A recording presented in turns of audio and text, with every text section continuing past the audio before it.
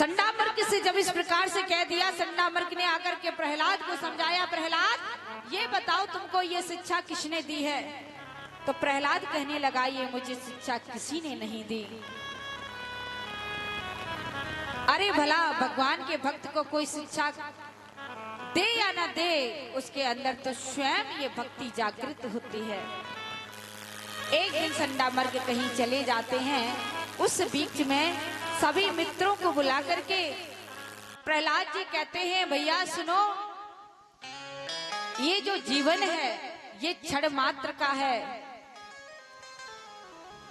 हमारी आयु बहुत कम है। तो प्रहलाद जी क्या कहते हैं, परीक्षित जी मनुष्य की आयु कितनी होती है? बोलो 100 वर्ष। 100 वर्ष बताई गई है ना कलयुग में, पर अब तो कम होती जा रही है। तो 100 वर्ष में 50 वर्ष तो हमारे आपके सोने में चले जाते हैं। किस में चले आते हैं? सोने में। 24 घंटे में 12 घंटे दिन होता, 12 घंटे रात्रि होती है। तो 50 वर्ष सोने में जाते हैं और 50 वर्ष ही शेष बचते हैं। तो उसमें हम आप क्या करते हैं, 10 वर्ष तक तो हम लोग बालक के रूप में रहते हैं, खेलते रहते हैं। उसके बाद में 25 वर्ष तक शिक्षा दीक्षा ग्रहण करते हैं। अब 50 में 25 वर्ष तक तो हम पढ़ाई करते हैं, तब तक तो भगवान का भजन करते नहीं है। और फिर 25 के बाद में जैसे ही विवाह हो गया, तो विवाह के बाद फिर क्या करते हैं, गृहस्थ आश्रम में फंस जाते हैं। और 40 वर्ष तक 25 दूनी 50, लगभग 25 साल के जब तक अपने पुत्र बच्चे होते हैं, तब तक उनका शादी ब्याह करने में लगे रहते हैं। तो ऐसे करके हमारे आपके 50 वर्ष निकल जाते हैं। और माना कि 100 में 50 वर्ष तो इस प्रकार से चले गए। अब जैसे ही 50 के ऊपर हुए तो हमें आपको बुढ़ापा आने लगता है, हाथ पैर काम नहीं करते हैं। फिर कहते हैं दूसरे का सहारा मिले।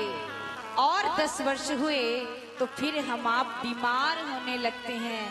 जब बीमारी घेर लेती है तो फिर भजन नहीं होता है। इस प्रकार से धीरे धीरे पूरा जीवन चला जाता है। और इसी मोह माया में सेवा करते हुए, परिवार का भरण पोषण करते हुए, इसलिए प्रहलाद सभी को कहते हैं, अरे भैया भगवान का नाम ले लो, कोई नहीं जानता कब ये जीवन समाप्त हो जाए। दोबारा से फिर हिरण्यकश्यप प्रहलाद को बुलाते हैं। और प्रहलाद महाराज को जैसे ही पूछा कि बेटा आज मुझे बताओ तुमने नया क्या सीखा है, तो दोबारा से फिर कहा कि पिताजी मैंने क्या सीखा है, मैंने सिर्फ इतना सीखा है, सब सारों का एक सार है, वो है भगवान का नाम, भगवान नारायण का जाप, जो हर जगह परमात्मा व्याप्त है। जैसे ही नारायण का नाम लिया उसी समय से क्रोध आया। इसने प्रहलाद को मारने के लिए अनेक षड्यंत्र किए। प्रहलाद को पर्वतों से गिराया, प्रहलाद को सर्पों से डसाया, प्रहलाद को समुद्र में गिराया, हाथियों से कुचलवाया। पर कहते हैं कि जिस पर ईश्वर की कृपा होती है उसका बाल मां का भी नहीं हो सकता। बस तुम्हें अटूट विश्वास होना चाहिए।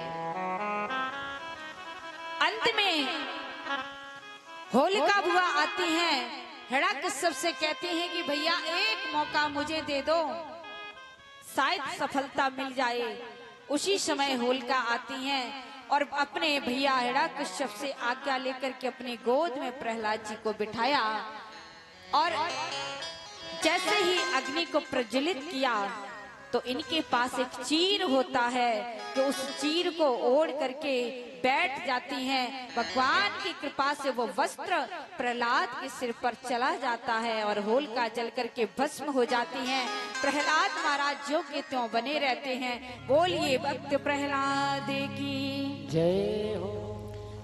जब सभी उपाय करके आज हिरण्यकश्यप हार गया, अंत में अब ये कहता है प्रहलाद से, ए प्रहलाद अब तूने यदि कुछ दुस्साहस किया, मेरे शत्रु का, मेरे दुश्मन का नाम लिया, तो मैं तुझे छोड़ूंगा नहीं। अब तू मेरे हाथों से मारा जाएगा।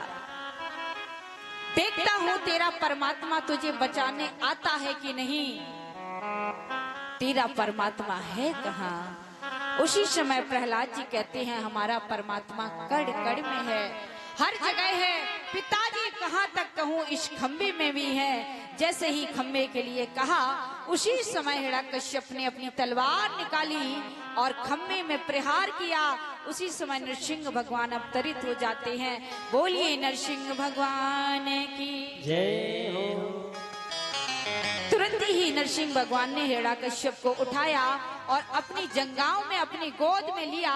देहली पर बैठ जाते हैं, उसके हृदय को चीरा, उसकी अंतड़ियों को निकाल के अपने गले में डाला और कहने लगते हैं, पूछते हैं, बोल हिरण्यकश्यप, ये कौन सा महीना है?